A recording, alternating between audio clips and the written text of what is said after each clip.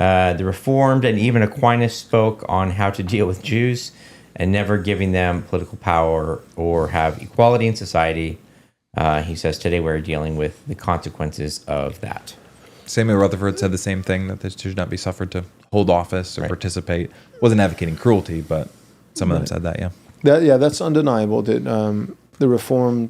many of the Reformed did hold the position, the lion's share position for the Reformed is the position that Michael holds and not the position that I hold. I recognize that I am departing from the mainline consensus within Reformed tradition on this fact, but they did hold that there was not land promises or anything like that, but that there was still a future promise to be fulfilled for Israel according to the flesh, namely a spiritual revival. And so they did hold that, and so they thought that the Jews were integral in that regard, not necessarily that they should have had a nation state or anything like that, but that the Jews dispersed between various nations, that they eventually there would be a revival where they would come to Christ and finally receive the Messiah that they had rejected, and that would kickstart, not all the Reformers thought this, but especially the Puritans, many of them being post-millennial in their eschatology, they believed that would be a catalyst and kickstart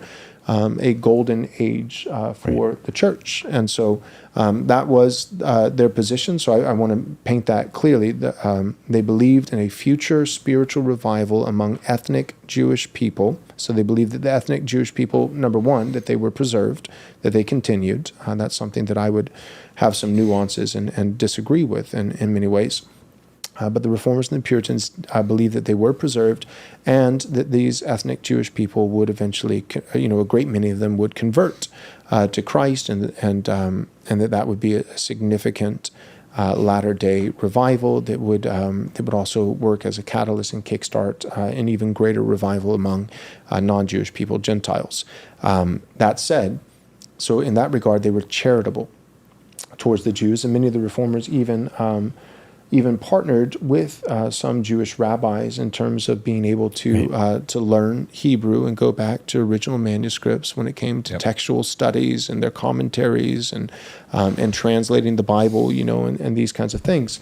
Even before the Reformation that was happening, there were the Jesuits and the Franciscans were doing the same thing. Right. So all those things are true. So they didn't necessarily have a hateful view. We're not saying that. Some did. But many did not have there wasn't any kind of racial animus or anything like that. However, so they believed that the Jews would eventually be saved. That would be a good thing. They wanted to evangelize the Jews, and they even wanted to utilize some of those who were knowledgeable, who could help them with the original Hebrew and Aramaic and these kinds of things in order to do some of their textual analysis and study and translating the Bible and writing commentaries, all those things. So in that sense, charitable. But while being charitable, these things aren't in contradiction, at least not directly. I don't think that it necessitates a contradiction. They held that view of the Jews, that they eventually are going to be saved, and they can be helpful when it comes to our understanding of the Christian Bible. That and simultaneously, both and, not either or, they also, as it currently rests. Joel, can I just, the reason why Joel's saying this and that it's important is you'll read Gill or even older, you'll read some of them and they'll refer to Rabbi so-and-so said this. They were trying to, in some ways, catch up on the language. They were. And so they actually were referencing some of what Gill they had learned from the Jewish rabbis. Yes. Yeah. And so they had that view, and so in that regard to the Jews' future salvation and their knowledge of the original language, they viewed them charitably.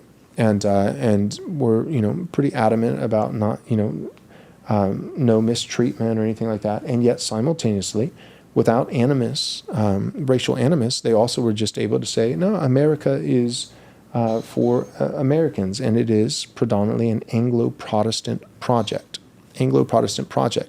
And so the same kind of view that they would have towards Catholics in the early days of America, especially the colonies, this would be, before the Constitution and the Declaration of Independence, before 1776, but in the 1600s, and they're like, no, Jews cannot hold public office. They can live here and they can live here peacefully and all these kinds of things, but no, this is a Christian nation, and those who reject Christ and hate Christ They can be in the car, and we shouldn't mistreat them, but they don't get to drive. And that's a perfectly fair. So going back, Nathan, if you can scroll up, this is our response to, scroll up. This is our response to Jeremy Kearns. And so we agree with largely that sentiment with the Reformers, but just fleshing it out and giving a more holistic view that the Reformers, for the most part, believed in a future spiritual revival for the Jewish people, and that necessarily assumes that they believed that ethnically that the Jewish people were preserved and that they would eventually be saved. They also partnered with them in some ways when it came to learning the original texts and the original languages so that they could help translate and also commentate on the Bible, the Scripture, and did all that while simultaneously recognizing that the Jews were against Christ, and that they were not Christians. They were very much anti-Christ, and that they had no place in leadership in America, and several European nations took the same stance. And we think that is, well, I won't say we, I'll say me. I think that is perfectly permissible. That does not necessitate hatred. That doesn't mean, so you hate these people? No, it is okay. It's okay to have a country. You are allowed, listen to me, Christian, you are allowed to have a country. You are. It is okay to say, no, that this country, this nation is for us and our posterity. It's not for Hindus. It's not for Muslims. And it's not for Jews. It belongs to Christians. And it's okay to have a country. You go to Islamic nations, and they're not going to be putting a bunch of Christians in positions of political power. Everybody else is allowed to have an in-group preference. Everybody else is allowed to have an in-group preference, except for Christians, and let's be real for a second, white people. Because there actually are some Christian nations that are allowed to have an in-group preference. But they're Christian nations that, in terms of their race or ethnicity, they're not European. They're a Christian nation in South America, or like Uganda. Uganda is largely a Christian nation, and they're allowed to have an in-group preference. Uganda is for Ugandans, and it's for Christ. It's for Christians. But they're allowed to do that because, how come they can have a Christian nation? Because they're black. That's what it is. So it's there is a war on Christianity, but there's also a war on white people. There is. And these two wars, this is where a lot of guys get it wrong. They conflate it. These two wars are not the same war. They are two distinct wars with a great degree of overlap, albeit, right? Venn diagram, love a good Venn diagram, just like Kamala Harris, but it's two distinct circles. Those two circles overlap in a large fashion. But you can't just say, there's no war against white people or white nations or Europeans. It's just a war on Christ. And the reason they hate Europe is because of its Christian heritage, and they hate America because of its Christian heritage. It's only because of Christ. Well, if that was the case, then they would hate Uganda, right? They would hate Zambia. They would hate, there are plenty of African nations and South American nations that, in terms of statistically, they're actually more Christian than a lot of European nations are today. And yet they do not receive the world's vitriol and animus in the way that European nations and North American nations do, and it's because it's nothing less than a war against Christ. Right? So there is the spiritual war, but there also is a cultural war. Those are two different wars with overlap. There's a spiritual war and a political war, two different wars with overlap. And you just have to say it. You have to say it because it's true. There is a spiritual war and a racial war. There is. There is a war on white people. If you are a white man, particularly a white, young, heterosexual Christian man, the world hates you. And you need to know that it hates you because of your faith in Jesus. It also hates you because you're white. And you need to be aware of that so that you can live life with prudence, with wisdom, and act accordingly. Because if you're a white man and you choose to marry a Christian white woman, you're going to have white babies. And as a father, you need to be aware that your children are hated.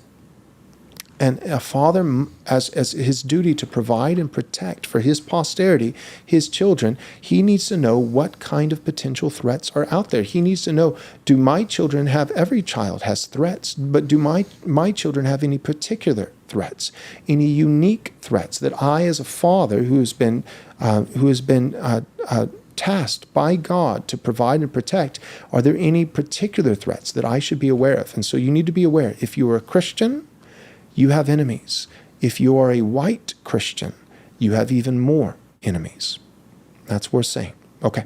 All right, the clock is running out. You need to go and register now for our Christ is King, How to Defeat Trash World Conference. It's happening the year of our Lord 2025, April 3rd, 4th, and 5th. That's a Thursday, Friday, and Saturday. And by God's grace, we're able to provide for you an all-star lineup. We've got Steve Dace, Calvin Robinson, Orrin McIntyre, Dr. Stephen Wolfe, Eric Kahn, David Reese, Andrew Isker, John Harris, A.D. Robles, Dan Burkholder, Dusty Devers, Ben Garrett, C.J. Engel, and yours truly, Pastor Joel Webben. Come on out, join us April 3rd, 4th, and 5th, 2025, Thursday through a Saturday. Go to rightresponseconference.com to register today. Again, that's rightresponseconference.com.